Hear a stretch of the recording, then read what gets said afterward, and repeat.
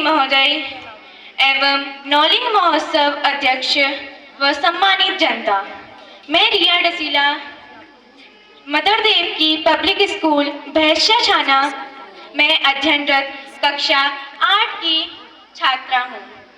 आज मैं आप सभी के समक्ष हमारा समाज के विषय पर अपनी विचार रखना चाहती हूँ।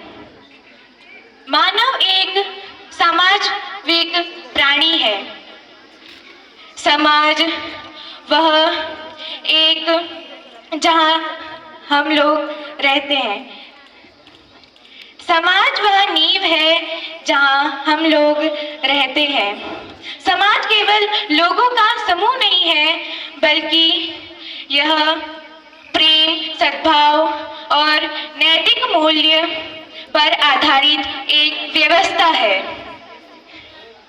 अगर हम विशेष रूप से भारतीय समाज के बारे में बात करें तो इसकी अद्भुत विशेषताएं हैं। हमारा भारतीय समाज अनेकता में एकता की बड़ी मिसाल है। अलग अलग भाषाएं, धर्म और संस्कृतियां होने के बावजूद भी हम सब एक हैं। अनेकता में एकता का सार है, यह भारत का विस्तार है। अनेकता में एकता का सार है, यह भारत का विस्तार है। हमारा समाज कभी ना हारे, यही हमारी जीत। हमें परिवार, बड़ों का आदर, ईमानदारी और करुणा जैसी महत्वपूर्ण मानवीय मूल्य समाज से ही मिलते हैं। बुजुर्गों का सम्मान भारतीय समाज की पहचान रही है। लेकिन ऐसा नहीं है कि हमारे समाज में सब कुछ सही है। आज हमारे सामने कई ऐसी चुनौतियां खड़ी हैं। आर्थिक और सामाजिक भेदभाव और लिंग भेदभाव, जातीय भेदभाव और कई ऐसी चीजें जो कि हमारे समाज में सही नहीं है। शहरीकरण और औद्योगिकरण ने भी पर्यावरण प्रदूषण और स्वच्छता जैसी चीजों को नष्ट किया है। अब सवाल यह है कि हमें इन चुनौतियों का सामना कैसे करना होगा।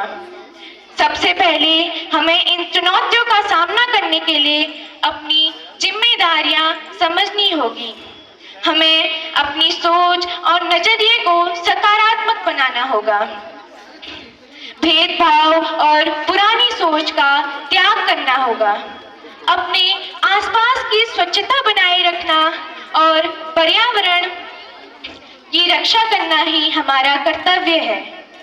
तो अपने विचारों को समाप्त करते हुए मैं यही कहना चाहूंगी कि समाज ही हमारा दर्पण है, जो हमें बताता है कि हम कौन हैं, हम क्या बन सकते हैं। एक विकसित समाज ही एक विकसित राष्ट्र की नींव रखता है। आइए हम सब मिलकर इस संकल्प के साथ आगे बढ़ें। सोच बदलो, समाज बदलो।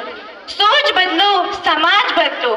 मिलकर देश का भाग्य बदलो। धन्यवाद।